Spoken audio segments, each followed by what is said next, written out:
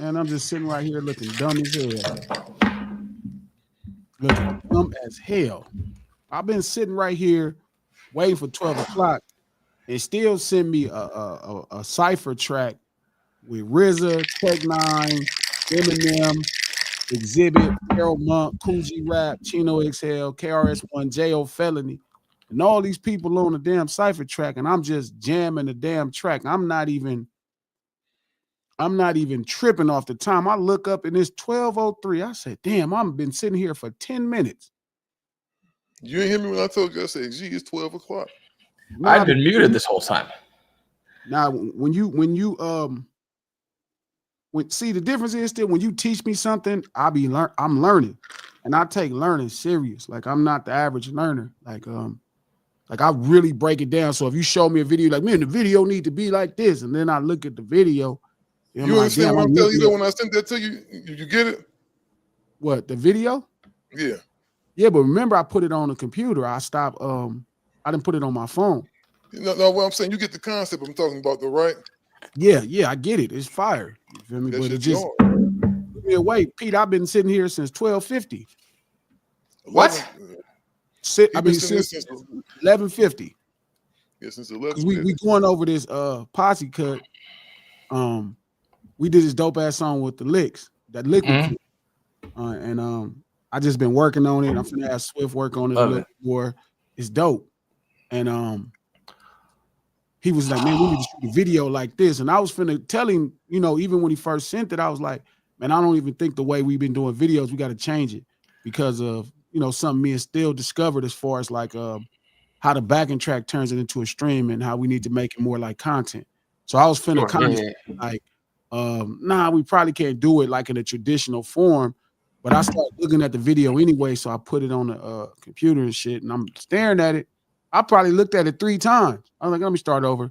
I'm looking at the trends. I'm like, damn, it's dope. Like just looking at alt tech, you know, a younger tech, a younger M, a younger exhibit, and just like, damn, you know what I mean? Like this is fire. Sure. So then I started looking at the, you know, I'm breaking it down because Still sent it to me, so I'm learning this shit. So I'm like, damn.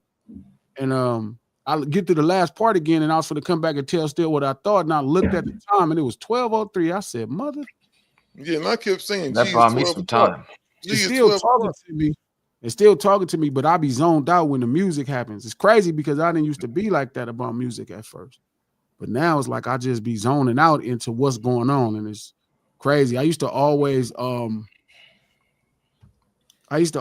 have something to say to Dr. Dre about this type of stuff. And now I find myself being stuck like him or Still and different things where I just be stuck into the, not just the music side of it, but the cultural side. Like what's happening? Like, how can I improve on this? What would make it better? Like, I know when I send this song to Dre. I know one thing's going to make it better. That Martinez. Not just the Martinez. Okay. This is bigger than that. So anyway, we're talking about the licks. Yeah. And we're talking about the Martinez. I'm scared. You don't see a Martinez track for branding purposes with the licks for sure on the horizon. Yeah. I was just texting back and forth with Taz going over it. Like, and I had sent it to Taz to listen to it before I started mixing it. I'm finna have me and Swift finna work on it. You send him a track and I'll send him a Martinez.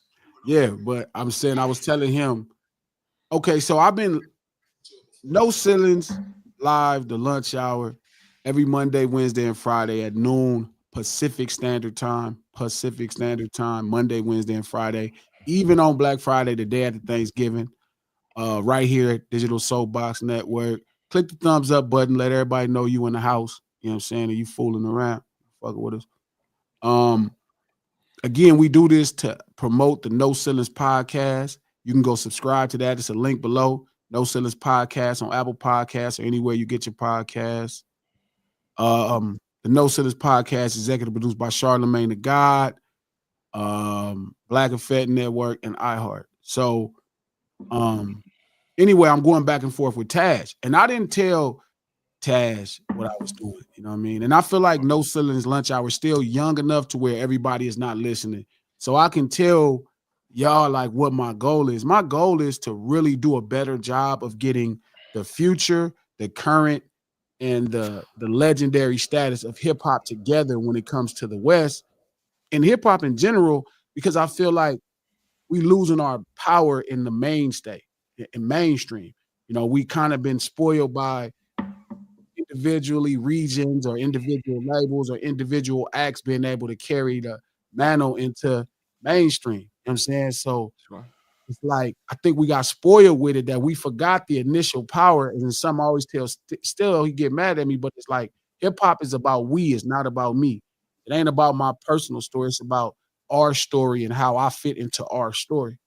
So I was telling Taz, I'm texting back and forth with Taz, and I'm, you know, forgive me, Big Dog, for not telling you that I was gonna put Exhibit and J Ro and King T on the track. I don't want none of that personal shit. Like, if you don't tell me personally you got a problem when I ask, like, I did this dope posse cut that's on Apple Music, and Sibo told me somebody he didn't mess with. So then it was like, oh, okay, cool. But if, you know, I'm really trying to make sure people see hip hop, especially West Coast hip hop, as a unique front. Like, Sure. that's important to me. So that's what I plan to do, you know, a lot of next year and over my last kind of period as a mainstream or as a full-time hip hop artist. Let's go back real quick. So he didn't know none of them other guys was gonna be on there? No, I didn't tell him that. Probably best, dog, because it's always Yeah, gonna I be didn't some tell him. mess. Yeah, I'm not telling none of these dudes nothing, you know, It's and they always not gonna about- hear this. Later on, when all this stuff start blowing up and people come back to the no ceilings, lunch hour, all these different streams we doing, they gonna realize this was my plan. But going forward, I'm not telling them nothing. You know what I mean? Don't get me wrong, I'm not gonna do a song with 50 Cent and put Ja Rule on it. You know what I'm saying? Like, I know the substantial issues when they overtly over the top. But, you know, as far as all of these groups that I grew up listening to in hip hop, that's like amazing. And they, you know, fell out because, you know, business or life. Yeah, I'm trying to put a lot of these dudes together because I just feel like this is what it's going to take to get everybody's value times 10. Sure. Can you humor me for a moment? When you're talking about a new age of content in the video space, to me, all I'm hearing, not like all I'm hearing from what you're saying, but like all that I'm processing that into is I think it's been adjudicated at this point that the most unmanipulated virality of platforms is TikTok. Insofar as they don't have governors on views, this, that you have to pay for, blah, blah, blah, blah. Stuff goes viral there very quickly. I don't know exactly how long things are, but to be able to tease the best 30 seconds, 20 seconds pieces of songs mixed in with like, not like behind the scenes, but like say you have your, you know, you have the video, you have the song, whatever, and you've got like some other piece with no music. Hey, you know, you so-and-so talking, blah, blah, blah. You could concentrate that into a very seductive moment that can like run rampant all over a platform that would not have algorithmic walls built up to confine you on.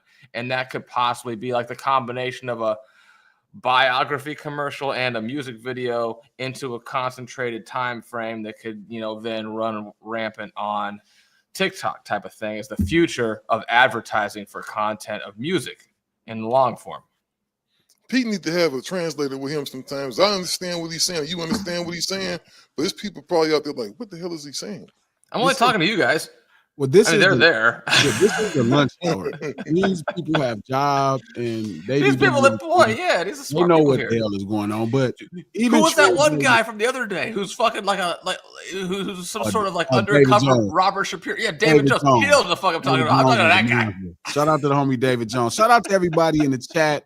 My boy Fresh. I love all them the late show stuff. Shit we see is fire. You already know we talked about it. Fats was happening. Squish. I love you. The whole Digital Soapbox fam, everybody in here. Vanilla check me in. Gorilla. Pop was happening. You know what I mean? So yes, I think that's the simple, you know, decision. The simple decision, bro, is definitely let me just go to underutilized platforms that are not over governed. Right? That's the simple thought. But I think if we just I keep telling still this, if we just get the plane off autopilot and stop doing what the music industry has been doing for 40 years and figure out what's possible today based off the new margins, parameters, borders, I think we could do a lot more with hip hop outside of bigger we movements. Like we coming together. Like we have to come together. Like Snoop and Dre is going to get their greatest impact because they're coming together. But I still even think YouTube, I think we just don't use YouTube correctly. I don't think it's, I do think YouTube got a lot of borders. Is you know, again, you got to respect that they moving their business model to kids. And That's I just think it's what it is. layers of advertising too. There's But there's teasers to bring you here, to bring you here, to bring you here. and that's another thing I've been trying to break from everybody. I've been trying to break that. Like, stop sending people to platforms. I'm gonna call Exhibit and tell him like he's sending People people are already there. He has this amazing video. Shout out to X, bro. He did this dope video. This video is fire. Rocket to the east, rocket to the west, rocket to, what's the name of this song? It's called Everywhere I Go. And I wanted to call him. I forgot to call him because I intended to call him. I'm gonna call him soon as we jump off of this thing. And tell him, because he was posting this link on Twitter. And I'm like, bro, monetize your Twitter and post a video on Twitter. Sure. Like, I started to do it for him just so, like, this, you lose so much in translation moving people from one social media to the next. Post the whole thing there. If it's an issue of monetization, you feel me, then monetize all your outlets. You know what I mean? No, I but agree, 1000%. So, but I think every last platform is not the same, and we keep trying to use them the same, right? Yeah. Like, even when we let's say when we put up the No Ceilings lunch hour, right? And it's time to actually do the titles. I make sure that Facebook and Instagram have a question. Twitter is a statement. And you got to know the simple things, like even how you layer the words, you know, the actual caption on Twitter is completely different to get engagement than it is on Instagram. Like you need engagement. Like, one of the biggest things about Tupac Must Die was, like, people felt like the title was what moved it. It's not. The tweet moved it. See, like, we didn't do Tupac Must Die as the tweet. The tweet was Tupac deserved to die, in quotations, based off the things he had did to this person that the video was telling the perspective of. Yeah. Even if not Tupac deserved it, Tupac's murder was justified.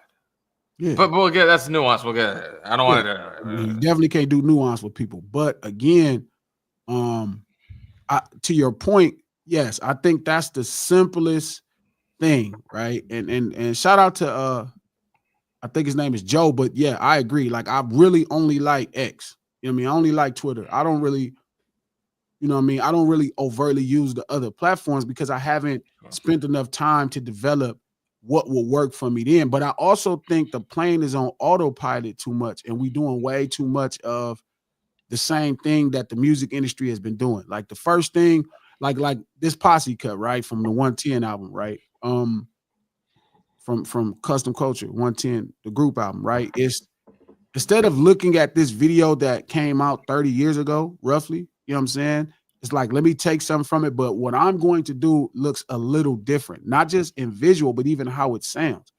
Like, and I feel like I was telling Steel, and I always used to get cussed out for this with my gangbanger homeboys, with my mother, my father.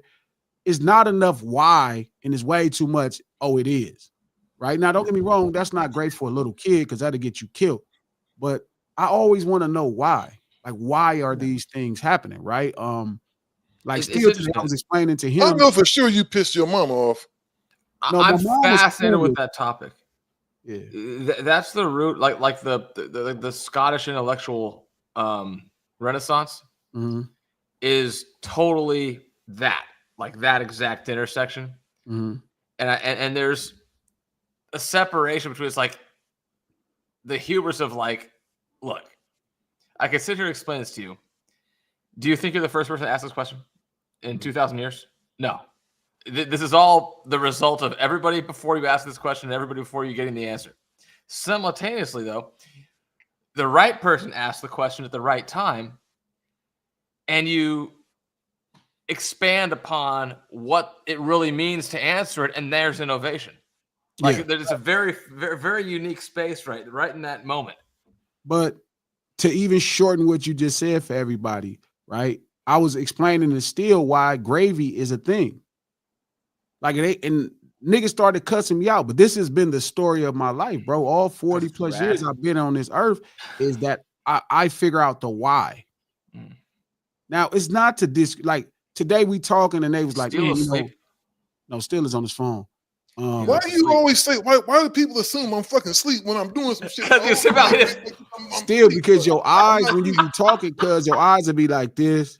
Yeah, man. You don't know sometimes I'll be like this. I got fucked up eyes, man. I got something wrong with my shit. I'm actually gonna get a surgery. Because there's nothing wrong with your fucking eyes. Look at me right now. Hold on. Can I talk? I actually went to an optometrist, dude, and they said I got some shit going on with my stuff, and they said the only way to fix it is the surgery. And I'm gonna get that with the LASIK shit. It got something to do with my vision. That's not your eyelids.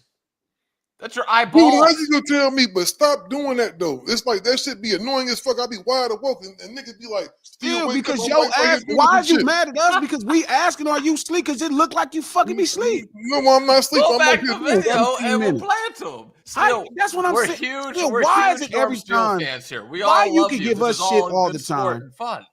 Why can you give us shit all the time, but we can't give you shit? You know what? I'm everyone here is a big North Steel fan. I apologize. I apologize, bro. Because I do always be giving you shit glasses, and the moment y'all give me shit all the time, and I hate that people in the chat really feel like I attack you. They be like, "You be on Steel." I'm like, "No, y'all don't know the real Steel." Steel trolls me. Steel says his shit off camera, and Glasses says his shit on camera. I don't even do nothing on camera. I just continue. Like right now, we was having a conversation about gravy. Right, we was having a conversation about gravy, and I was telling them gravy was something that they made to kind of help older food. Right, it wasn't like niggas was being fat. I think people think when you eat soul food that people was being fat. Oh yeah, this food is fried. It got flavor. Let me just add a liquid base, flavor base. Great. It's like, bro, it's not like we're not like that as people. So I explained to them, I'm like, all over the world. I happened to learn about gravy. So I explained to them what gravy. I was like, soul food has been sitting in sauce so long. That's why the pursuit of flavor is salty. And they get mad like, Glass, you don't start hating on gravy. I'm like, I am not hating on. Same thing on Twitter, bro. Like today, I posted a meme. I posted a meme where Drake is like, there's a Drake kind of looking owl or a rat. And he's Drake looking owl. No, it's like a forgive me. It's a rat standing on top of a courtroom table, and he's pointing with an OVO sweater. Sure. And he's talking about round 2. So I posted it and I said there are no round 2s. And a Drake fan got mad because I was on a stream the other day and they feel like I hate Drake. You feel me? And I'm like, no, bro, I am rubbing the win in that my homie had. I'm rubbing it in. I know you guys like your guys. This is my guy. It's like if the Lakers won a championship, I'm just rubbing it in. It's not a disdain. Look, I don't hate CA. One's California, one's Canada. That's it. So, but this is a story of my life. I kind of go figure out the why. It's not even on purpose. I just like the why, right? I just need to know why. So I'm stealing them. Immediately they go to a space that I'm hating on gravy. And I'm like, bro, I love gravy. Funny story. Well, you know what? From what you initially said, it did sound like you was kind of hating on gravy, man. Why would it be hating on gravy? Because I'm telling you the truth about gravy. Well, G, you know what I think it is, bro. I'm gonna tell you this. You know why me and you get along good, G? Is because I like to push the boundaries a little bit of thought, right? Most people, dog, are content with living inside the matrix, and they don't want your ass disrupting their contentment. I really thought Steve was gonna say, you know, we get along good. I like gravy. I love gravy, bro. It's my favorite shit. Gravy no, but seriously though. Most of us, you know what, G, for the longest, I told you what I think. I've told you my thought on I think we live in a simulation, right? Yes. I told you that before. I think all this shit is a simulation, bro. And I'm forever glitching. Yeah, and I think you just a motherfucker that's kind of outside of it. Like, you know what? This shit ain't right here. What's going on with this? Some people just want to enjoy the simulation, bro. Like, if I was if I'm any character on the Matrix, I'm the dude that's like, make me rich and give me a steak and give me some good, Make me wealthy and just I don't care about none of the other shit. Just make me wealthy and let me do what I do. You know what it reminds me of? It's like, you remember how they were making those like celebrity porn star like replica pussies you could fucking show you? You're fucking a rubber Roxy Reynolds pussy or some shit like that. Sure. Don't tell me it's not the real person. So look, and this is what all of my friends do to me, right? Shout out to Trap, right? Shout out to Trap. G hating on Gravy. I am not hating on Gravy. I love Gravy. And then Joey Westside. Nah, G, you wasn't hating, but your initial comment about Gravy was more asshole-ish than you're describing here. It wasn't. When you say something to me, right? Shout out to Pimpin' Young who in the house. What's up, big dog? Listen, if you say something to me, the thought comes to my mind, right? Immediately, it's like, damn, I was tripping off. I was looking at something about Gravy. I went down this Gravy rabbit hole, right? And it took me 2 days to understand Gravy, right? And I figured I got it, right? And still, I'll say something, right? And I'll say something. I'll be like, yeah, you know, this is how they made Gravy. Like, man, you be overthinking. And I'm like, no, I'm just thinking. Like, and I feel like this is the same thing that's happening in hip hop. It's a huge difference because the average person, right, is on autopilot. They're just, that's what I mean, you know, going, right? It's like, this is what you're supposed to do because you're supposed to do it. I just need to know why I'm doing it. So I don't think I overthink at all. Shout out to Bella. She always said, I'm like, I don't think I'm overthinking. I'm just thinking. Look at other cultures' gravies. I mean, I go to the 24-hour Jamaican joint. I say, give me some jerk chicken with some brown stew gravy. Yeah. And like, even on the Italian side, like, I'll say I'm making how I make house marinara sauce, right? The red sauce. Sure. The fucking paisanos, all the, what do you call them? The Guido people with the fist pumping and shit in New Jersey and Rhode Island, they call that shit gravy. Yeah. And Pasta Sunday was make a tomato sauce and put all the shit that's about to go bad into it and boil it up in the sauce all goddamn day and put it over some pasta with some meatballs because it's going to go bad and you're not going to go out in the goddamn toilet. See, still? So that's why they say gravy. Not why, but it's like it's a parallel. I just enjoy the gravy, bro. Me too. It's my favorite part of the fucking. I put it on everything. I put it on all of it. The gravy. I'll put gravy on a chocolate cake. My leftovers I'm gonna make after this podcast. I'm gonna go downstairs. I'm gonna get some mashed potatoes that was made yesterday. I'm gonna put the motherfuckers in the microwave. I'm gonna put some gravy over them motherfuckers. I'm gonna get some of my motherfucking meat and some macaroni and cheese. And I'm gonna sit up there and eat. And if I was in California, I would bring my mother on to testify as to how anal I am about that. She saves every drop of gravy until it gelatinizes in the fridge so I can scoop part of it out and it's wobbling and then heat it up to like with the, that's how if that gravy goes out, we're having problems. Yeah, exactly. So again, shout out to David Jones. Gravy saves that dry ass turkey. Exactly.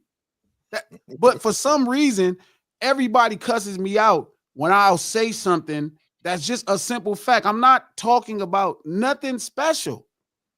Well, G, sometimes you have a tendency to say stuff that's on people's mind, but they wouldn't actually say. And you just say it. I don't be thinking it's that serious. I think G, you know what I think it is? It's connotation. The world is, our generation is connotation. Y'all know what the id is, right? You know what the id is, right, Pete? Sure. And opposed to the id in your brain. I don't think you have an id, G. I think you just say what's on your mind and you're not conscious of it's going to hurt somebody's feelings or offend somebody. You just go say it because it's a logical thing. You think I don't? Of course I have tact. Bro, I've seen you tell women, did you eat something because your breath don't smell right? And that's information they need to have. That's like an honest thing to tell a human being. It's not a bad thing. Or you would tell them, hey, that shirt don't exactly match. You should probably go put something else on. No, I've never told nobody that. You're just mean, dog. We should start doing that. I'm going to mistreat me. I'm glad that people see the way you mistreat me, dog. Fuck me.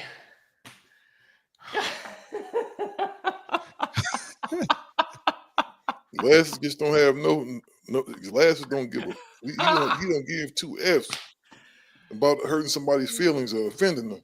It's a thin line between tacky and tact. Is that what we were saying? Man, this is just lying to these people, bro. This is crazy. Oh man. No, G, in all honesty, I think what it is, man, is when you're a little bit more intelligent than certain people, people want to ride with the lie, dog. People just rather get lied to. Certain people. No, it's not an insult, bro. Like, have you ever had the homeboy where everybody knew his woman was cheating on him but him? He just want to ignore it. He don't want to he kind of like almost like, well, I don't want to break up with her because this is the best thing I've ever had. So I'm just gonna in my circle of friends, and vice versa. Yeah. Like homegirl comes and hangs out with all of us, and we all know that. Look, so and so's fucking like 5 girls a week, and you sit here kicking it with us. Playing victim is gravy work. I'm crying. Wow. Look, man. Name brand is. I don't have an issue. Fucking name, man. It's some rappers, bro. He a real wordsmith too, so he gonna play crazy. My thing is, I don't think it really be. Again, like I said, I think I broke it down with intellect, right? Just the ability to listen. I can process what you're saying to me. That's all intelligence is. It's not about what I'm saying back to you. I got into the same thing. Again, it's like I had the same conversation again with Perico and Problem. And it's like, it's so many things that we're doing that's on autopilot. Like everything about hip hop is just lazy now. Like, and I'll be trying to explain like, yo, we being lazy. I was telling them, like I tell Joey and them, I'm like, we being lazy. Like right now in hip hop, everybody's using rap songs. Like that's the thing. Flip a rap song. And then it's like, bro, you kind of missing like what's great about hip hop when it comes to the record side, right? You got to get more into what happened. Like, I don't think we care about the why enough. Like, even when it comes to a music video, right? They used to advertise a product. The reason the label started allotting budgets to record a music video, or what we would call a music video, is because MTV had a platform where they played commercials for records. What you're saying right now, I want to pull it out a little bit. This is a multi-trillion-dollar human behavioral conundrum that is playing out in real time before everybody on this planet in the form of artificial intelligence. We don't care what makes it artificial intelligence. We just care that it sort of expedites the previous program. And we'll pay any amount of money for that slight bit of expedition. This is a whole lot bigger than what we're talking about, as is most of the things, because again, hip hop and the arts or whatever it might be are usually just manifestations and illustrations of human behavior that would be universal, except, you know, you can kind of crop it down to where it's a little bit more unique and concentrated by circumstance. And then that's sort of what we're looking at right now. Because that's absolutely true. So here we go with that bullshit. Back on the 7 again. Smarty Low. That's it right there. Ryan still is up on his Freudian analytical psychology. Just because he's a porno addict. No offense, still. No, I don't really look at porn, man. That was a shot at Freud, not a shot at Steele. Yeah. Well, you know what the thing is, man? Speaking of porn, I think as you get older and you start realizing shit, porn is actually pretty disgusting. No, it's not. Yeah. That was a great. Yeah, no. That's a surprise coming from you. You don't think porn is disgusting? No, porn is awesome. You been on a porno set before? No. Yeah, that's what I'm saying. Like once you know, I think once you learn how the sausage is made, you know what I'm saying, then Pete, right? Once you learn how the sausage is made and you see certain stuff, you can't unsee it, bro. It's like it's a 40-minute video. I would never look at that.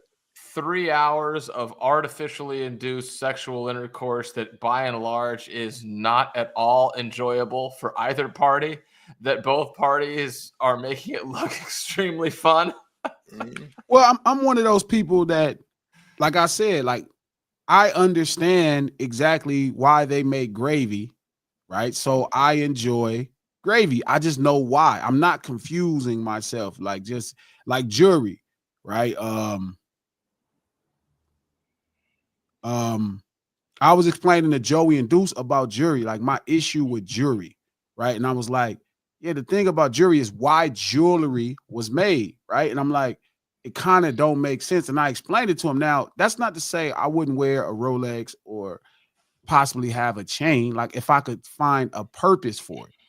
But again, when you explain to people, then they can make a quality decision on what they want to do versus just repeating what's going on in the space, in the world. Sure. So I think that's what I'm saying. I think when people feel like you tell them something, today still calls me. This is the type of shit I'm saying. This is where I be saying he just be trolling me on purpose. I tell Still. You know, we argue with Still. Me and you, we was like, hey, this Diddy stuff ain't right. This was 27 lunch hours ago. It was the first 2 or 3 lunch hours. We were telling him, hey, that ain't right. They're going to do, like, this is bad. They are messing him up. Like, it's weird to charge one person with a RICO when that's an organization charge for a group of people. It's one person. That's probably unlawful. You know what I'm saying? At least Drake charged an organization. Exactly. At least Drake is trying to charge all a Universal Music Group on a civil RICO. But I'm saying, we was telling Still, so Still calls me that he like, gee, you know what? Man, they really fucking over Diddy. I'm like, do you just be listening to me or you just be like, man, fuck what little bro talking about? He just piece of shit. You ever seen Charlie Brown at school with the teacher? Exactly. That's how we sound Still. Womp, womp, womp, womp. Womp, womp, womp, womp, womp. No, like, not really, man. He's like, no, he hit Cassie. So, you know, whatever they do to him, they could hang him and put him in front of a firing squad. I think that's more what it was. I think I was more mad. You know how I feel about dudes that beat up on women anyway. So you're an emotional type gentleman. It was kind of like one of them things, like he beat that girl up, man. F dude, let them do what they go do to his ass. But then I was looking at how they keep refusing his bail, how they going in his cell, taking his personal effects and everything else. I'm like, they really violating this dude's rights, man. Wait a second. Are they going into his jail cell and taking all of his body oils from him while he's incarcerated? Because that is a line that I cannot cross. See, you being funny, Peter. I just think what it is, man, is they are refusing him stuff that he's not asking me for nothing that's really crazy, especially when he's saying he'll pay for the police to stand outside of his apartment or whatever they need. He'll pay for the ankle monitor. He'll pay for all that stuff. Go on and let the man out. Give him his bail. I agree with both of you. Why the feds weren't going to do that. The feds win cases. The reason their conviction rate is so high is because one of the first things they take from you, which is probably pretty unconstitutional, is your freedom, right? Then they pull all the money from up under you, right? So you can't hire legal representation. And then being in jail is very like stressful on your mind. Like you just kind of in these boundaries. You got to have a different type of mind to be okay. Right. And this is why, and most people never fight it. So they take a deal. This is why their conviction rate is so high. But I do blame you and media, which is why I said does hip hop use media correctly? I think they use it incorrectly. They use it to try and make money versus trying to actually guide the world into better spaces. 1,000%. You know what, man? I think people just do stuff of emotion, off of pure emotion, because like I said, and I'll be the first to admit and apologize, I didn't give a fuck what happened to Diddy at first, because all I knew is that he beat up on this girl and I saw that shit and I didn't like it. Man, go on and throw his ass to the wolves. And I still think he should be punished, but I think the way they're doing it, I don't think it's a RICO case necessarily, bro. It's a simple I've seen municipal legality assault case. Exactly. Well, that's what I'm saying. How many times have we seen people murder people and get bail? You know, while they go file, you know, they haven't been proven to be murders yet, but they get bail and they get to kind of stay out there. It's a fair fight, you know? This shit is kind of some bullshit right here at this point. In my opinion, you shouldn't even have bail in the modern era. Put some vice grip fucking ankle monitor on a person. If the person cuts through the monitor and you find them, then you have no bail. You're in for the duration, you know, until you're found innocent, whatever. That's just my opinion of it. You know, it shouldn't even require that you put up a bunch of money. It's 2024. It's technology everywhere. Unless it's a case, G, where somebody, let's say somebody shoot a cat in the head, right? And that's and everybody has seen them do that. But that's the thing. That person is considered a threat to society. That's why you usually deny bail. Diddy is not a threat. How are you considered a threat to society when you haven't been convicted of it? No, but that's what I was about to say, Pete. And then G kind of came in. It's the possibility of it. The possibility of it being the wrong guy at that moment is just as equal. I'm not even disagreeing. I know you're not disagreeing. I'm just saying, for sure, if you are not a threat to society, that's not what they determine on. And my understanding, I thought it was just the fact that you're a threat to flee. No, it's a threat to society as well as a threat to flee. But again, they wouldn't even have a point for Diddy to flee because at that point he don't have a history of he wouldn't have a history of but that in and of itself. Before we get into the legal side of it, let's back up. This is what I was saying. But the reason this is allowed to happen is because of the way hip hop uses media. Like 50 Cent carrying out his issue. Or media uses hip hop. Right? 50 Cent carrying out his issue with Diddy in a place that he probably shouldn't. You know what I mean? Like them ladies that did R. Kelly carrying out their issues, their personal issues with him through media. You know what I mean? And it's like, this is exactly kind of the tricky part, right? Now, if it's two people going back and forth, like a rap battle, okay, yes, one person shouldn't be suing another person or a label because they decided to get into which is weird because we're in this space now where this is happening. I cannot believe there's a rapper suing a record label for promoting a record when you guys are dissing each other. You're disrespecting and insulting each other. This is exactly why I was never allowed in the rap game. I see. Your pops was not going for no, Pete. Don't do that. No, not by my pops, by the industry. But you know what Kendrick needs to do? Kendrick needs to turn around and sue Drake back in an instant counter saying, well, everything you said about me was bullshit. Well, he's suing UMG, which is weird, over the Kendrick record. Shout out to D. Taylor. They scared Puff going to tamper with what they witnessed. That's a lie. That's just a lie. There's no way he can. You know what? There's so much stuff. That's just a lie. That's the lie that they tell him, and they can get it off because it's simple and it's an easy lie to tell when the world is mad. When black people we all know. You know, shout out to the homie 40 Glock.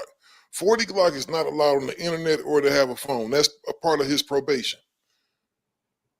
He's not allowed to have a phone. He's not allowed to be on the internet at all. I think they could let him go in that apartment, man, put a police officer outside his house, kind of mitigate who comes in and out of that house. You know, okay, your kids can come in and your spouse. That's it. Nobody else, and your attorney. That's it.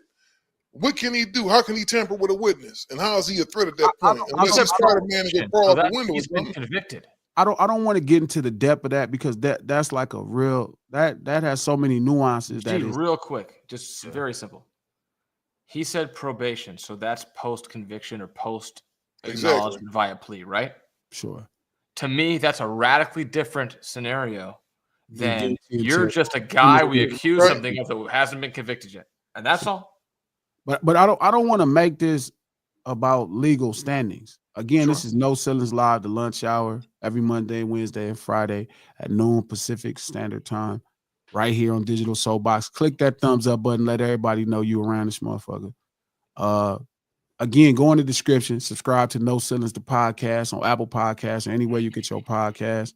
No Ceilings Podcast, executive produced by Charlemagne the God, Black Effect Network, and iHeart. Real quick. Go ahead. Go on. Well, I was going to say, like, the pre-conviction shenanigans to me are that's a thing that bothers me. But I remember getting not into it, but having a little bit of a disagreement. I remember several years ago, former USC running back Joe McKnight got shot. Black guy shot by a white guy in a road rage scenario type of deal in Louisiana. Mm-hmm. And Louisiana has this thing where they passed a law where you can't And it was basically an anti-Jim Crow type of law because the state of Louisiana had been just holding black people, quote, pending trial indefinitely, like the way they were doing with who's the WikiLeaks guy. They just held him forever pending trial. Mm-hmm. So they said you can't hold anybody longer than 30 days without the proper process or the charges would drop altogether. So they didn't arrest the guy at once. And I was telling my boy, I'm like, this is because they have 30 days to process the whole thing. They're going to arrest him and convict him. They just can't arrest him at once because if you don't get it done in that time frame, it's over. Mm-hmm. And I don't have a problem with that. And I think that was kind of like a proper response, not saying the guy shooting the other dude in traffic. I'm just saying, like, from a legal process standpoint by the state, you saw a problem. You saw an egregious overstep, and then you corrected course. And that's true for anybody in the state of Louisiana. You can't be held longer than 30 days pending blah, blah, blah, because we have a history of fucking it up. I'm trying to stay away from these legal processes because, again, it's one of those things where, I ain't really great at American justice. Every state got its own sense, 1,000%. And I'm just really focused on the media side of it all, and how hip hop is using, and how hip hop is using media. I mean, that's an important thing. And I just think we're failing horribly. Like we're only using media as a weapon when it's a tool to also let everybody know what's going on, like in these communities, like it used to be. Well, I don't even know if it was ever that, like, right? I think at one time they attempted to. I think the stuff the NWA was doing, I think stuff Public Enemy was doing was definitely a call to action. But they're not media. I don't know if it's actually them using media as much as them using. Yes, the songs broadcasted what was going on, but they're producer. They're not transmitter. But again, I get what he's saying as far as the songs being a level of media. But I think if you like what's going on in Chicago, right? Like you could actually start to take time and really start to peel back the layers of how these poor people got all these guns. That's not happening. There's a story happening that people are trying to get Diddy convicted on. There's a story happening that people are trying to get R. Kelly convicted. Like this is a waste of media. And again, this is the same argument I had when they made that Netflix documentary where they made it like it was a possibility that they had got molested by their dad, but then they blew their mom head off. And then right now they're on the verge of getting out. The only reason they're probably not out is because Nathan Hoffman came into office and he wanted to kind of kick back. He don't want to make no waves. Nathan, I think it's Hoffman. He didn't want to make no waves, so he's trying to figure it out. So, but I'm saying, look at how everyone else is using media, not hip hop media, because like somebody like let's say Ack is not a hip hop guy. He's a media guy that covers hip hop. So again, our voices are the most important ones, the guys that come from the culture, representing the culture. This is what I really believe in when it comes to us about, we really got to have more conversations with each other about exactly what's going on. Like it's too many horrible rumors floating around about culture that's being misled. You know what I'm saying? Because nobody in hip hop is really, getting at the media and disseminating better information. Here's my question in all of this. We're seeing in the broader sense as so far as media psychology goes, serious restructuring response, or at least posturing of restructuring response, post-presidential election, that all these newspapers, all these, basically anything that deviates significantly from center toward the left, you guys were so wrong, so manipulative, blah, blah, blah, blah, where their incentive internally was activist relative to catering to the market. In this case, I don't think that's the point of my question. Do you think that this is media operating in an activist sense or attempting to provide the drama and intrigue and clickbaity, blah, blah, blah, blah, blah, to the audience as they want it to be given to them? Does that make any sense? So okay, there is media for entertainment, and then there's media to educate. Slash manipulate. Well, either way could be that. Sure. Well, you know, the thing is, educate or entertain could be manipulative. Yeah. But I do in this case, what do you think it's more? But this is my problem. I do think this is what I was telling Steele, where it's like there's a slash of what he's saying that's emotional, right? Let's take Steele being the owner of Digital Soapbox, created this huge platform, 200,000 subscribers, and he's right. He's starting to highly emotional guy, very volatile, but this totally unstable. But before we go, look, because it's fucking funny. But look, no. No. So initially, right, he's okay. The emotional side of seeing what happened with Diddy and Cassie, right, creates a just sense in his mind to manipulate the masses into seeing his plight. Now, what type of he's not making people up. So if he wants to get a girl on here that's a part of this lawsuit, so forth and so on, you know, what justifies it is the fact of how he felt when he saw Diddy, you know, hit Cassie, right? So that's the justification to not necessarily mislead people, but to have somebody that he know is not like iron with what they saying. It's not, the lady wasn't iron. It was like, this is the moment. Here she's talking about it. Yeah. I do think, right, when it comes to black people, I do think when it comes to black people using media, it's used very emotional. I do think white people kind of get into everybody else get into the science of media. Well, this is what I wanted to say, G. I think like this. I think with traditional media, you have a sense of where people are going to fact check things before they just go out and say stuff. Like, it's like we looked at Joe Budden just go on his platform, not calling Joe out on nothing. He just said, well, Wayne is about to make this record. He just said some shit. But it could be true. Y'all have no facts behind it. Huh? He probably did make a record. But the thing is, releasing a record and making a record is different. No, but then hold up. And then Joe Budden's is not me. Like, okay. So yes, media in the sense that he provides entertainment, but Joe Budden is not a news outlet. He's not somebody like ACK is not a news outlet. They actually make a living, like Flacco. They're not news outlets. They make a living off giving their opinion on news. Hold on, G. This is the thing now. Joe Budden's might be media, because let me tell you this: we just saw a whole election that was very much influenced by, you know, social media and the internet and these different personalities. Disney Corp categorizes The View as ABC News, not ABC Television. But it's wrong.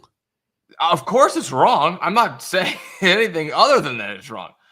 So I agree with you. I'm just saying, like, this is the status that we're in of manipulated reality and the blurred line between opinion and fact. CNN's entire 24/7 cycle of shows is I'm Joe Blow or Susie Q, and I'm going to present my opinion as though it's somehow just a distilled, dry running down of the news, and that's not what it is. I agree, but I think the idea of it being unbiased is from inception versus, of course, they're riding the coattails of previous reputations. But again, it's like, I think now it's time that we start to separate what's happening. Like 10 years too late. No, but I think that's the point. Even if it's just with the lunch hour, even if it's just with the people in the chat. Shout out to everybody in the chat. David Jones, All In, Just Ryan, Back West, everybody who just popped up. What's up, bro? Lunch hour, No Ceilings Live. Monday, Wednesday, Friday, noon, Pacific Standard Time. Right here, Digital Soapbox. Click that thumbs up button. Let everybody know you're in the house. Again, subscribe to No Ceilings Podcast on Apple Podcasts, iHeart Podcasts, anywhere you get your podcast.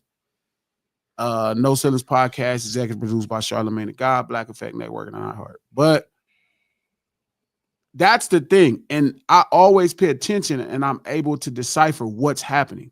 Like, I don't look at ACK as somebody who reports the news of hip hop. I look at ACK as somebody that gives his opinion on the news in hip hop. Sure. So when people even reference him as a journalist, I take it with a grain of salt, right? Because it's like I get kind of what the idea was built on. But again, let's go back to the same thing of knowing what Gravy was built on. And that's a good point. That's the parallel I was going to say. There's so many grains of salt out there now that everyone's dying of high blood pressure. And that's it. So again,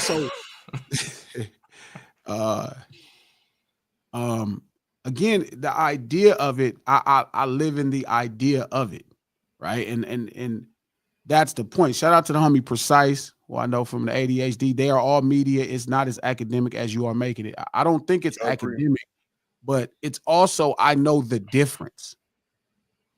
You know what I'm saying, Precise? And I think it's our job, right, in hip hop to let people know the difference. So no, it's not academic, right? Again, what I'm saying about Gravy is not particularly academic, but it's you have to know the idea behind these things so you could use them, you know, to your benefit or even to see how they'll be used against you. You feel me? To your dismay. So having that conversation, right? Again, like where it's like we're using media to get R. Kelly put in prison. We're using media to get Diddy overcharged, over prosecuted. But then I'm watching other people use media to get two murderers, both are mass murderers because they killed both of their parents.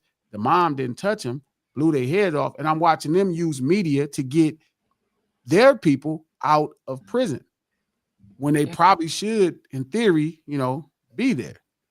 Yeah, I probably wouldn't be in there. Like, and I think some of it's we're watching. So I'm gonna tell you like this, man. I've seen some of these YouTube personalities become really respected people where you have a bunch of people that value their opinion. So I think that all of this stuff at this point is kind of media, G. I'm not disagreeing that it's media, right? But media in its inception was considered unbiased. Yeah, that's what I'm saying. Well, that's out the window right now. That's not the definition of media, right? It was always left up to interpretation and how you want to execute. I'm not disagreeing. I'm saying the problem is simply like you, how you just wanted to eat gravy, right? And it didn't matter. If you knew what gravy was, then you could make a choice. Do you want to eat gravy? If you knew what jewelry was about, you could make a choice. Do I want to wear jewelry? When you see somebody with chicken, right? Like if you see how a chicken is processed from being alive to your table, you can decide if you want to eat chicken. You know what I'm saying? And I think that's the goal. So that's why even when I don't agree with certain, you know, personalities, like Ack is a great personality. I started following Ack with the whole Chicago stuff real early too. Sure. Same for Flacco. I like Flacco as a personality. I get what's going on, but I feel like my job as being a true voice of culture, you know, especially Los Angeles street urban culture. Hey, that's not unbiased. That's a biased perspective based off of how he feels or what he thinks is valuable in the economic space of what he's creating. Like that's my job to explain that to people. That's what I always tell you. Still, our job is to keep people on their toes. Like as shepherd, our job is to truly guide sheep into the space that we know is going to be the most healthy. Like I would never, like I get a lot of criticism about being street. People feel like I'm overtly like for street, and I'm like I'm not. I would never tell somebody to be in the street, but it is my job to explain to you being in the street does not cater to your ignorance of what you think being in the street is about. Now, just because I'm telling you gangbanging ain't the worst thing in the world, don't mean you should go join the gang. I'm giving you the nuance. Now, I could turn into a straight entertainer, shorten, you know, heighten and condense it, make it really simple without any nuance. You know what I mean? And then guess what? I'll be way more successful. You know what I mean? Sure. Like, or I can keep being true and taking the long route. I think like another like expansive, you know, kind of interpretation of media at large is in this order. The two most adrenal, Bella Mack, my favorite person walking. Side note.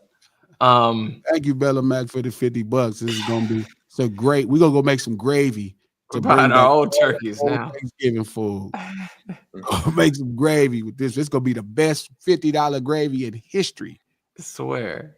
But in order, the two most adrenal emotional responses in the human experience are fear followed by anger.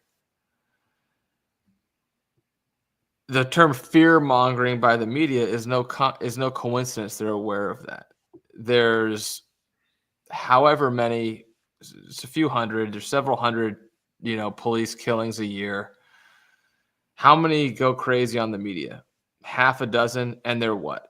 They're the most gray area, closest to the line, difficult to interpret in real time type of things. It's not, this is the most obviously wrong or this is the most obviously right. It's the most middle that they decided they want to go provoke people with. They're not missing, Shout out to Precise. The culture gives credence to platforms that use them for clicks. So the media that would benefit the culture is often shunned because they are not as popular. I don't think it's as simple as that, Precise. You know what I mean? I think it's also when you start to cover things that people aren't aware of. Like, it may not be, but he's 100% right, though. He's think right, and a lot of those things also, they don't have money behind them. If you don't have money behind you, I don't even think it's money, and I don't want to get back to, no. I think what happened is ACT built a platform covering something that nobody else in the world was covering. Fair. Yes. Mm-hmm. So it's not, it was a bunch of money. It wasn't, he was, the culture gives credence to platforms that use them for clicks. Every last platform has to use the culture to get clicks, but academics wins, right? Because academic won, right? Because he covered something the news wasn't covering.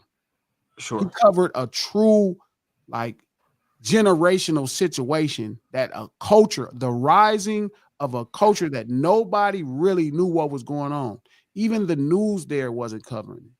And that's what hip hop is. The reason NWA has so much sway when it comes to the culture is nobody knew about Compton, what was happening in Compton and the mentality before NWA decided to make records about it. So that's a big thing.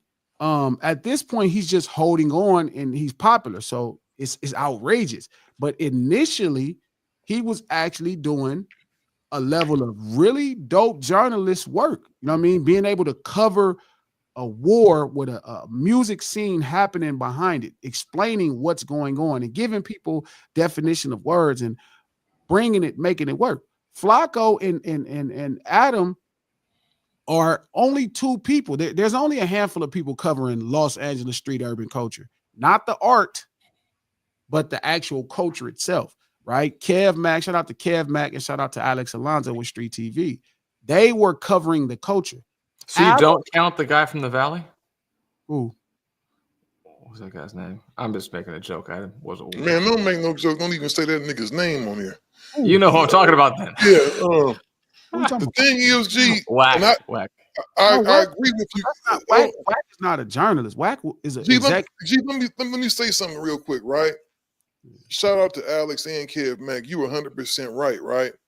You had guys that really go out and cover Los Angeles culture, right? Then it kind of spin off from that.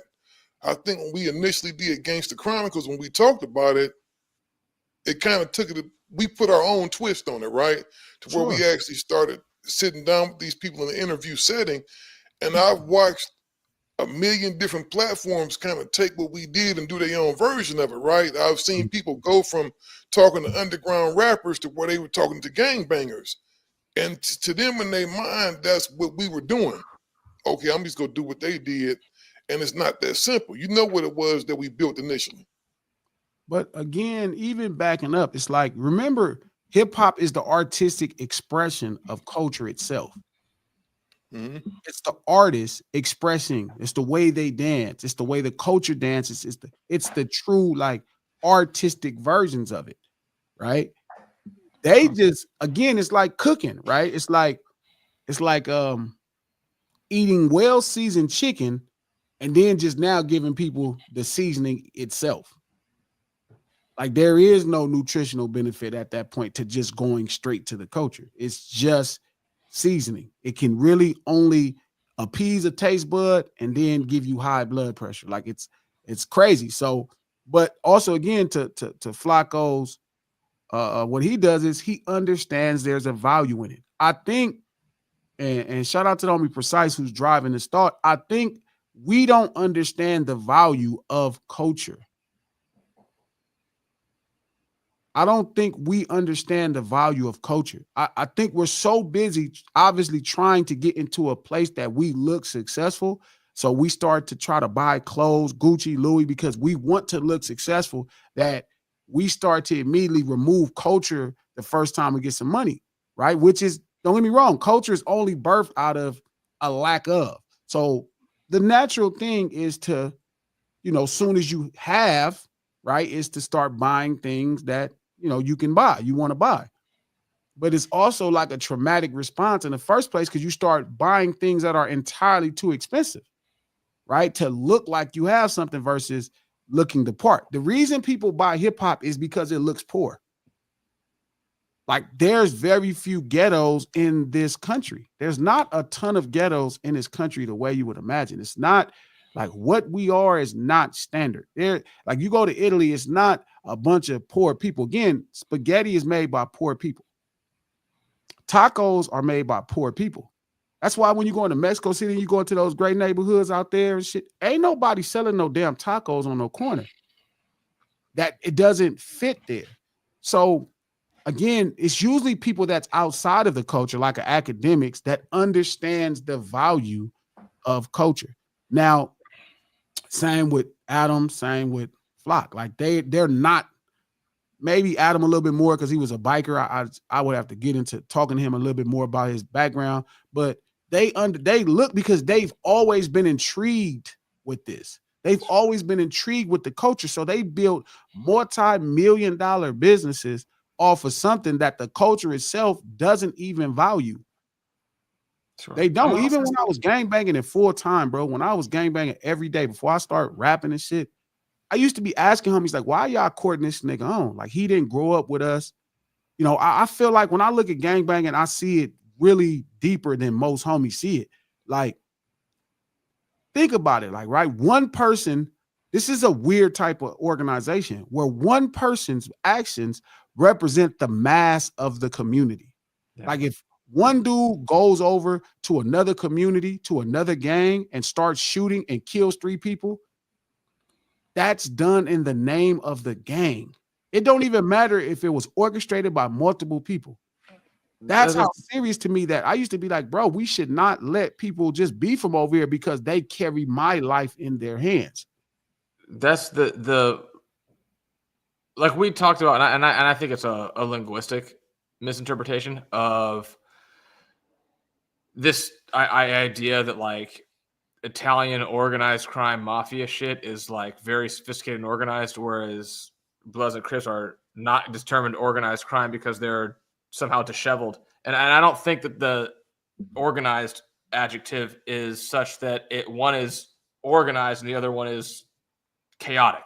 I think it means that one of them operates through an organizational structure. But this is a great example of that point. Like, if you go rogue as just a bottom rung made guy and pop a made guy from over there, your own people will kill you for that because you're creating now an issue. They're going to get on the phone. They're going to say, well, we have a sit down. Oh, Joe shot Bob. Don't worry. We'll take care of Joe. And I think that's a great observation in that regard. It is the most, what's the word? Like, correlation? Not correlation. Anyway, but there's a certain conflict between centralization and decentralization within that particular framework that doesn't really exist in a whole lot of places, where you can be centralized under an umbrella, but decentralized insofar as the degree to which you adhere to said umbrella. And it's very unique. Well, what's crazy is gangs will do that, right? But again, like still, they run emotionally high. So like even like one of the original, one of the first Crip beefs, right, comes from 79 with the 60s and A-Trays, right, where they had they falling out because Big Rick's little brother Tyrone got killed by some guy representing the A-Trays in the middle of a fight. And you know, when the guy shot him, right, and it's funny because this goes to my point again, right? When the guy shot Tyrone and killed him, you know, obviously the 60s are in disarray. They going through it. This is, you know, really they homeboy. And they have a meeting with the A-Tray at the park. They go to the park. What's the park in A-Tray? Oh, that big ass one over there off of Western. Huge park. Yeah. Is it Jackie? No, not Jackie's over there. It's Jackie Robinson is in the 90s. Yeah. I know A-Tray. This is I don't know why it's slipping my mind right now, but that's crazy. Anyway, they have a meeting at that park, right? And they're saying, hey, who is the dude that shot my brother? Shout out to Zach Lee, St. Andrews Park. Facts. There you go. I don't know why I slip in my damn mind. I've been to this park 10 times. Yeah. But a million times. Anyway, they said, just give us the guy that shot Rick's brother. Just give him. The A-Trays don't know the guy because he's somebody who just started hanging out with a guy or two, and then he was allowed to carry the badge of being from this community and make decisions for everybody.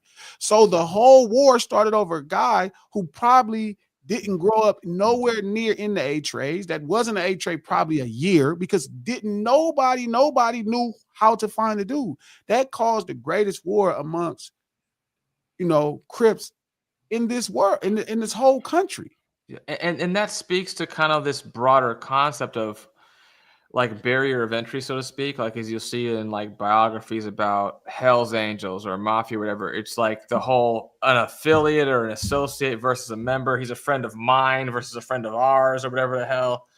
Guys who might be friends of mine now are operating as friends of ours. And all the rest of ours are like, we were responsible for this son of a bitch now. What the fuck is this?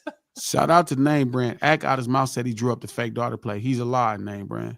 That's a lie. If he said that, that's a lie. I can kind of understand like your interpretation of Act. Like I'm sort of funny, bro. In the middle of the intersection. Let me tell you, I don't really have a problem with Act. Like I never have. I'm a fan of. I'm just saying. Let me give you what I think of him, just so you can have it to rock. I don't hate Act, nothing. Like my thing with Act is he's too close to the culture to misrepresent it and to be like he's too close to, like he's too easy to be corrected to not be corrected. He's way too close to the culture to be corrected and not be corrected. It's like, it's one thing if nobody could talk to you. It's another thing if people around you is like me.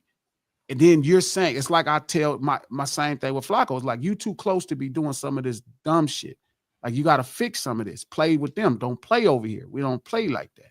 Don't antagonize our cultural stance, because when you do, you make us look stupid and it devalues exactly the struggle we've been through. That's my only issue. It's not, I think they're incredible talents. Flock and Act are incredible talents. They're standout personalities. They are really dope. They're enjoyable people. But bro, you can't play with something, nigga, that's serious to me. And I feel like it's people close to them that are trying to get on in the space, so they allow it to happen. And I always encourage them, hey, cuz, check that shit. Don't let that nigga play with this shit. But everybody is trying to fix their broke problem.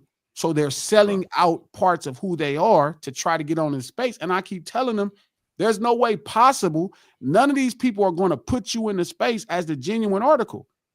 It don't make sense. These dudes, then that's the problem now. That's why the CPMs and the ads so low. There's really too many people out here doing this stuff. Some of them cats need to go get a damn job. And that's just like, in the culture, there's just between the car standard and the gold standard. I use this illustratively. If you're going to make a car or make a gold chain, make the car. There's more information in the car. But if you're going to buy a car or buy a gold chain, there's more depreciation in the car than in the gold chain. Like long-term speaking, you're better off driving an Accord and draping yourself in $50,000 in gold and diamonds, because 3 years from now, you've lost a few grand on the value of the Accord and you've appreciated on the value of the shit you're wearing. And even back to that conversation again with when I was telling the homies about jewelry, I was explaining to them like, bro, you got to know what's happening. Like that way you could make an informed decision. Too many of our decisions are on autopilot. What society deems as the shit. Everybody's trying to do what society deems as the shit. And it's like, you can't listen to society. Like I always laugh at people when the first thing they respond to me, well, let's go ask people on Twitter. Nigga, why would I ask the sheep where to go? I'm the shepherd. Like people will tell, like one of my homies told me the other day, like, right, I've been telling, we working on this custom culture album. It's been a year, right? We working on it. It's all of this dope ass car culture. Sure. I'm telling AD, I'm like, yeah, man, this is what it's all about. I feel like this is a great space because people don't really be up on this car shit. Like they don't know that this is a whole lifestyle, not to mention, even on the white side in California, they believe in the same things. Right? Sure. I'm like, so this is a great space. I could tell Dot the same thing. He understands it. But I say that to say that now Dot embraces what a GNX is. And then this is the cover of his album, right? Blah, blah, blah, which he's a cultural phenom in his own right. So he gets it. And now everybody's like, well, you know, Glasses, it's time now. The West Coast is. And I'm like, well, you can't, like, I never looked at time. Don't get me wrong. I am very aware of how timing works. Sure. I am not confused about who I am in this space. One of the greatest things that I realized over the last 5 years, only 5 years, is who I am in this space and the fact that this space could never dictate to me what's happening.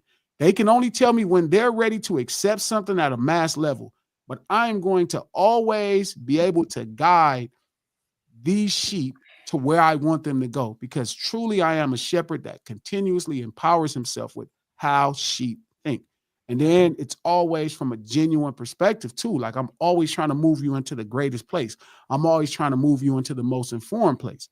So then there's a belief that God is blessing me differently and always giving me opportunities because my intentions are pure. Like my conversations are genuine with good faith, no matter who I'm having them with. I'm not trying to hide nothing from nobody, none of the above. Yeah, and like the car thing, that's an example of market literacy. Yeah. So you can buy a brand new like you can spend $200,000. You can spend $200,000 on a bunch of different cars. If you buy one brand new, it is unknown how the market is going to perceive that car long term. If you buy an older car, you've narrowed your niche market of consumer interest down tremendously. The market has adjudicated that the 79 ABC is worth a lot to us, but the 2024 XYZ, we don't know yet. So you're putting yourself at a tremendous amount of risk just because you bought a Rolls Royce of this year. Nobody knows. They're making new ones all the time. People might like this one, might not. But if you let the market adjudicate itself, you will be able to buy that $200,000 car and know in 10 years it's going to be a $300,000 car versus to buy a $200,000 car in 5-10 years it's going to be a $100,000 car. Which is a GNX, yeah. 100%. Shout out to all you think, is a GNX better than a Rolls Royce? You would say, no, you're an idiot. But in time, the market will tell you what it tells you. And it is, yeah. Shout out to All In. Just like AD didn't understand the importance of a GNX, Ack and Flacco don't understand the value of culture. Well, that's the thing. It's like they go together. Still is definitely making me sleepy too. Shout out to Fats. How am I making you like I'm looking at something? Damn, like what the fuck? That is bullshit. We don't want to hear that. That is not fair. Not fair. Man, I'm looking at something right now. Damn, I'm he's reading. He's doing research. That is active contribution. It might not look active, but believe me, it's very active. They're the same though, right? GNX is valuable because of culture, right? And that's you know what the problem is, and this is what I'm looking at. Ack is Jamaican, dog, first of all. Not nothing against Jamaican people, but he's not really a part of our middle culture. Class Jamaican, too. Yeah, he's a middle class. His father was a principal, and there's nothing wrong with coming from an educated background. That's not what I'm saying. But we keep putting people in charge of the culture that's not from the culture. But we're not putting them in we're not putting them in control. That's the not true part. Shout out to Bella Mac. My Model X was 100,000. That's a Tesla for people that don't know. Sure. When I got it, but now it's only worth 40,000. But my jewelry went up in value because gold is going. Bella, how did we were right on the same page? You know what I'm saying? So, but again, it's not, and this is my point. We don't put Ack in control. Ack understood the value of culture because maybe he's an outsider. He realized all his friends. I'm going to read something real quick. DJ Academic's mainly grew up under the care of his mother and his grandmother. Academic's mother left him and his brother back in Jamaica and migrated to the United States, where she worked many jobs, lived in subpar conditions, and eventually paid an American man $20,000 to marry her so she could legally become a U.S. citizen as quickly as possible. In 2001, DJ Academics and his brother were invited over to the U.S. by their mother. Fair enough. And that's true of but 500,000 Jamaicans. Yeah, and this isn't about Ack, right? This is the point that Ack understood the value in culture. And but then I'm talking to my homeboys that's of the culture, and they don't see the. I'm telling you, even as a gang member, a lot of my homeboys don't see the value in 7th Street. This is the difference between, like, you're right. Like, from my own personal experience, I'm not from down there at all. Not even close. But it's not that hard. There are a lot of people that are so from down there that they can't see that they're from down there. I don't mean it like in that sense. They know where the fuck they're from. But it's like you get that expression, can't see the forest for the trees. Sometimes it takes, and again, there's value in both. There's value in people who understand the granular realities because they're only from there. And there's people that can convey a message and information better to a broader understanding because they've been in both places and they can see that difference more starkly. I don't even know if it's not people within the culture don't cover the culture. People within the culture. I think it's because they don't know how to. I don't even think it's a lack of not knowing how to. I think people in the culture don't see the value in culture. I don't think they, but that's the thing. That's right. I said it wrong. What y'all missing is they don't appreciate the contract. They don't care in the first place because 90% of the people here to make money, G. That's it and that's all. Even without that, everybody breathing air in America is trying to make money. And there's nothing, you know what? There's nothing wrong with that, but you know what I'm saying, bro. I want to correct myself. But what I'm saying to you is, go ahead, Pete. I agree with Glasses in the sense that I mean that because of the lack of contrast of observations, they don't appreciate the culture because they don't have a relative starting point to be able to define the contrast from it to another one. Yes. That's what I was trying. I just said it clumsily and poorly. Because everybody thinks the world is a ghetto. They think ghettos are normal. That's the normal thought. So again, it's more than that, right? It's like people from the culture. Again, this is No Ceilings Live, the lunch hour every Monday, Wednesday, and Friday at noon Pacific Standard Time. Click the thumbs up button. Let everybody know you here. We still going. I know y'all got it. Hopefully y'all off today and y'all get y'all extra day off to chill. Yeah, they're just fighting it out in parking lots in front of Best Buy and Nordstrom. Yeah, Black Friday. Give me them t-shirts. Yeah, this is the gravy episode. So again, I only fight it out on Cyber Mondays. Podcast, Apple Podcast, iHeart Podcast, anywhere you get your podcast. No Ceilings Podcast, executive produced by Charlemagne the God, the Black Effect Network, and iHeart. That's a point though, Pete. Like, you don't have the contrast to understand the value in it, right? But again, it is everybody outside of it sees the value in it because everybody from those middle class suburban areas that we talking about, they realize they don't live or speak or dress this way. They realize this is a cultural movement. So I don't think it's about the culture empowering people outside of it. I think people see the value and power in culture. And I'm just one of the few guys who grew up in the culture that understands the value of it. Sure. But again, I also understand why the fuck gravy was made. I also understand why people wear jewelry. I also understand why the music video was created. So again, this is why I've never been upset at Ack or Adam or Flock. I'm only upset at the people who do not check they shit at the door, selling themselves, thinking that this person gonna put them in position because they not. Yeah. They just not.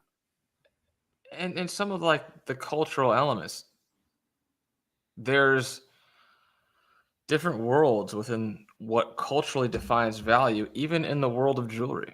Like, what do you think a chain that's worth $400,000 or in today's money, $700,000 looks like? You couldn't miss it 5 blocks away. Fair enough. Like, that's a big ass chain. Sure. I don't even think we love it, DT. Shout out to my partner DT. We love it, they monetize it. No, we live it and they monetize it. We don't love the culture the way we should. I love the culture.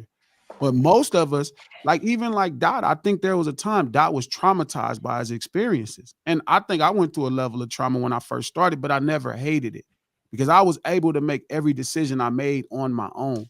You know what I mean? I didn't let people force me or peer pressure of said community or culture say, this is what you got to do. Everybody else that you traumatized hated it. Yes, because they felt they were forced to be a certain way. I'm not sure if that's everybody, but I know people that where I grew up at, they were forced into it. So we don't love it, we live it, and they monetize it. Again, I was telling somebody really close to me, I was explaining to them, hey, you don't make money to get out the hood. That's not a real story.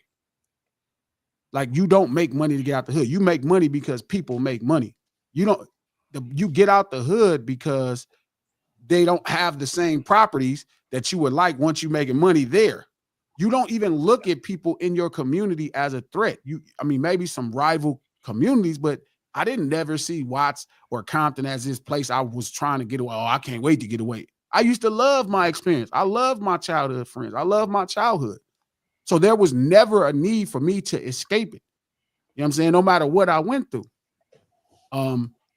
Shout out to Nate. What's happening, player? I'm glad you up in these comments. I see you getting busy. Nate, so maybe that's why Ack identifies or like Drake more than Kendrick. I thought about that too before.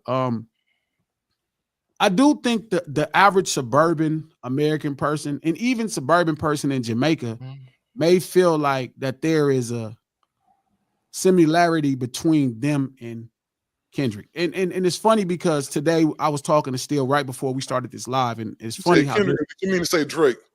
Drake. That's why he favors Drake.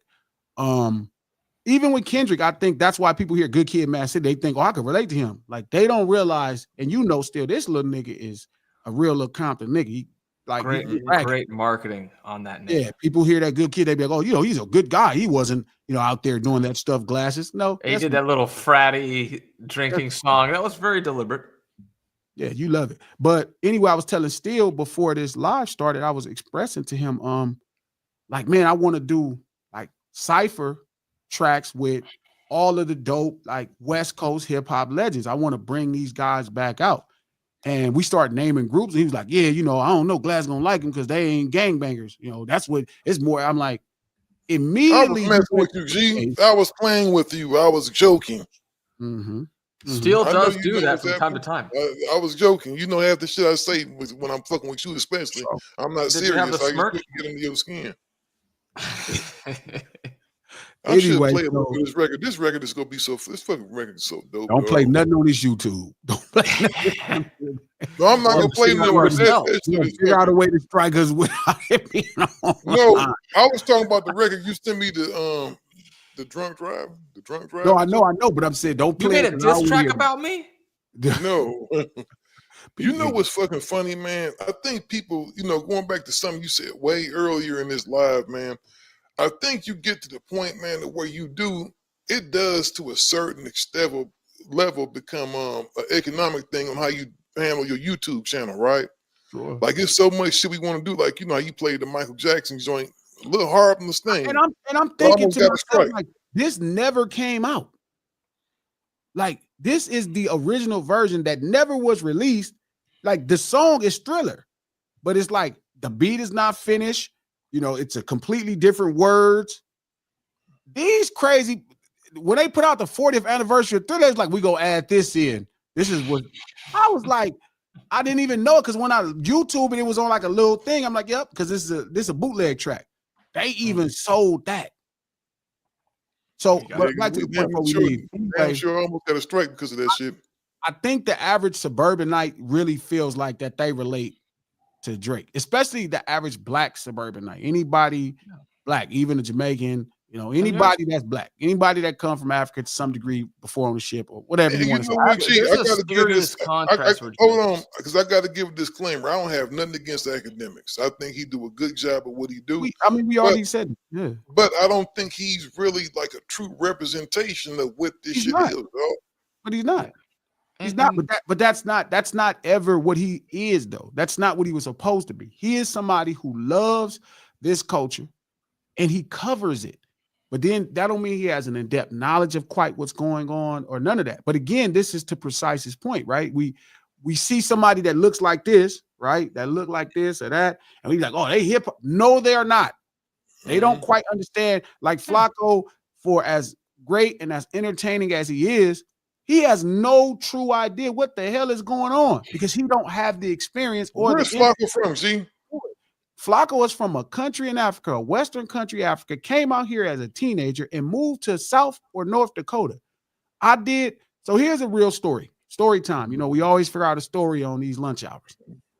Initially, Adam, shout out to Adam, he wanted me to do a show on No Jumper. He had this idea for a show with this young kid named Flacco, this up-and-coming media talent named Jenna Views, and me, right? Well, we talked about hip-hop. And I wasn't quite sure, Flacco asked for me to come. So shout out to Flacco. Liberia is the country. Shout out to All In for verifying the Western Africa. Was he an American? Like, that's interesting because Liberia's history, obviously. Is he an American expat to Liberia who came back? No, he's a Liberian person that came here. But you know what I'm saying, right? Sure. No. So they wanted me to do this show. Shout out to Adam because he thought so much of my talent to where he wanted to, he was obviously getting the culture because obviously he has AD. He has AD from Lantana Block Compton. He got T-Real from Hoover, Fire Deuce and South Central. And he's like, okay, Glasses from Watts, 7th Street, authentic voice. Which I think all that shit got stole from Gangster Chronicles. I don't care what y'all say. Well, I think all of y'all shit got stole from Kev and everybody else, but I don't think I didn't. Because what we did was something so new, dog. It was way different than that. They were doing hood vlogs. They were actually going out there, which is cool, which is dope. Not doing that, but they didn't even just go to hoods though. They did interviews and sit downs, but I think it is different. But that's not the point. The point I'm saying is they wanted me to do a show, right? They wanted me to make a show with them, and I was like, I don't know, like I'm kind of a little too mature, like, but you know what? I'll come down there and try it. So if you go look, you could actually find the No Jumper sit down where I sat down with Ak and Gina and everybody else. We started talking and just listening to this kid talk because I think he's a great talent, but I was just listening to him talk. And I realized even though his skin was as dark as mine, he had no idea what it's like being this way here. And so I would ask him questions about what do you know about hip hop? Like, what makes you feel like you're a real hip hop? Like, I'm listening to him. And I'm tripping off of it. And then I asked him, I was like, have you ever seen a black movie in America? Like when it came out, like with a bunch of other black people? He's like, no, I never. I'm like, nah, Boys in the Hood, none of this. No. He's like, well, I seen Black Panther. I'm like, Black Panther is like not what I'm talking about. Man. And it hit me, right? So then as he started telling me, I'm like, oh, he's not a hip hop dude. He just likes hip hop. Go ahead. I'm not trying. I don't want this to sound how some people might make it sound. I'm not trying to do that. It's the opposite. So if you think whatever, but go back to a couple of episodes ago, we were talking about biracial people. I said it matters which parent you were raised with, if they were separated, and what environment you were raised in. I don't know from personal experience, people I've known over the years and whatnot. But like, I moved to Oakland in 2004. I mean, like like you talk about movies. The first time I really went to a black movie at a black theater on the day, like that whole thing, Coach Carter.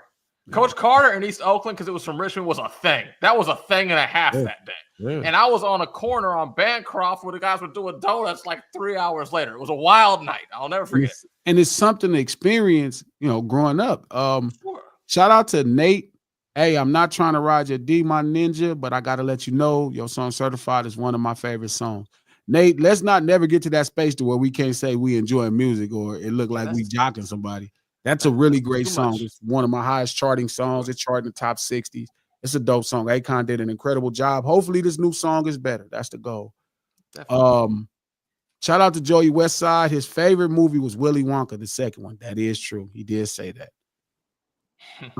Again, the difference between a product of the culture and a fan of the culture. Great point, Squish. Like 100%. And so, and there's this difference between being exposed to it and not. Like there were people I knew back out of from Southern California, Orange County, that were whatever they were.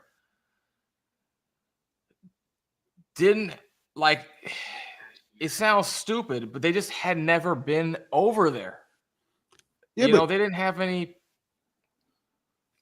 literacy, so to speak, in that environment. So like for a guy like an Ack or whoever the hell else, it's like you can't just scratch and sniff. You have to actually see or hear a thing to be aware of it to that level. But that's also the problem when we mislabel hip hop as being Black culture. Fair. And that's where it get nuanced and crazy, and people could go crazy. But this is the problem. Shout out to All In. The reason why Ack and Flacco was successful is the same reason why Tommy Hilfiger thrived in the 90s and 2000s. Different, but I get why you comparing it. Ack and Flacco are successful because people think of them as voices of the culture, and they're reporting on the culture. So they like, this is somebody from inside reporting on it.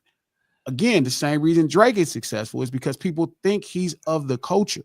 They don't know. Sheep don't have time to think. Like people don't know what gravy is. People don't know why jewelry is what it is. Again, these are the same things that I'm saying. It's not, people think they are the culture. People thought Drake was the culture because they are talking like locals. They're using slang. They dressed a certain way. They're sitting down with people that are verified voices of the culture. So eventually people think they are this. They are masking themselves as this. But again, this is why I'm saying those are two brothers specifically. One is a Jamaican brother. One is a Liberian brother. But it is a different thing when you start talking. Neither one are from the ghetto. That's the biggest point. Not just they're Black. Neither one is from the ghetto. And again, experience is how people treat you. So I'm sure in America, both of them brothers are going to have the Black experience. Culture is how you treat other people. That's what they were not raised, how to treat other people and talk about this thing that we're talking about. That's why I keep saying they are not the culture. They don't quite know how to treat other people or how to speak on other people within this thing.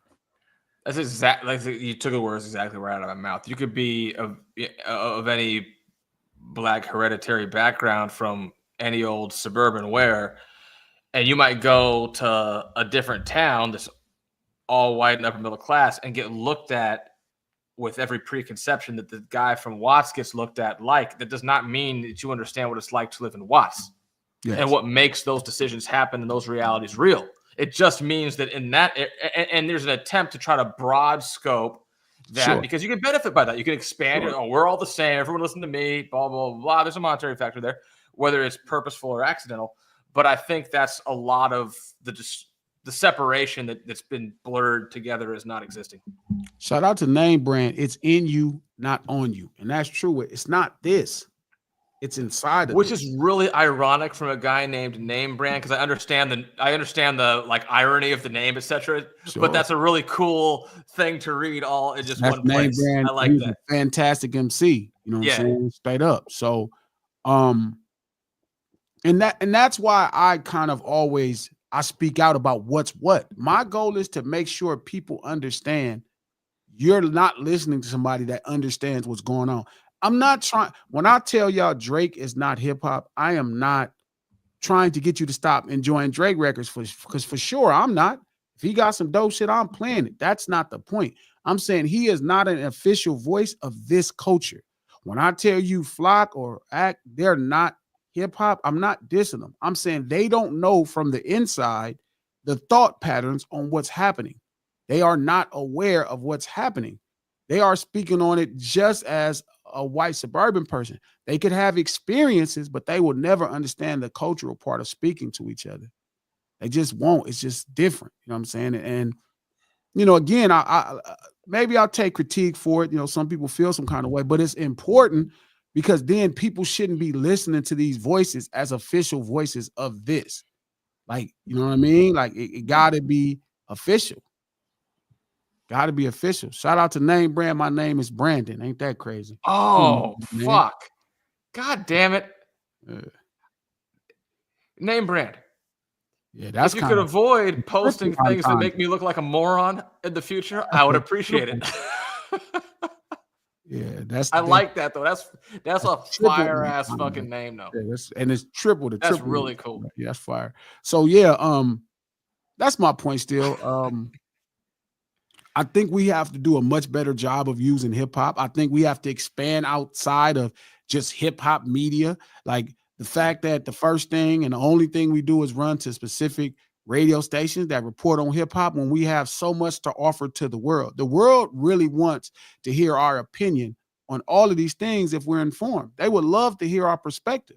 Bro, this stuff is backwards. I'm gonna tell you something that really tripped me out, right? You know, I was working a few deals, right? And so I was talking to this guy, this one record label, and it kind of fucked me up, man, that he didn't know he wanted to sign, he wanted to do a deal with 8, but really didn't know who 8 was, didn't know his history or nothing. And I asked him, I said, dude, how did you get this job? Like, he didn't know who Spice One was, and this is a dude somewhere making about $250,000 a year, dog, to run a hip hop department. And I couldn't get hired to push a mop in front of his office. God damn it. And it tripped me the fuck out. Like, how do you not know this shit? Because he knows how to market culture. How do you not know? That's probably why this shit is in disarray now. This is the difference between the seller and the buyer. You don't need to know everything about the seller to sell. You need to know everything about the buyer to sell. Exactly. So he don't need to know who 8 is. He needs to know who you are. Yeah, he needs to know me, not 8. Yeah. Yeah, it's crazy, man. It's crazy. So we're going to get out of here. No Ceilings Live, the lunch hour, Monday, Wednesday, and Friday at noon Pacific Standard Time, right here on Digital Soapbox.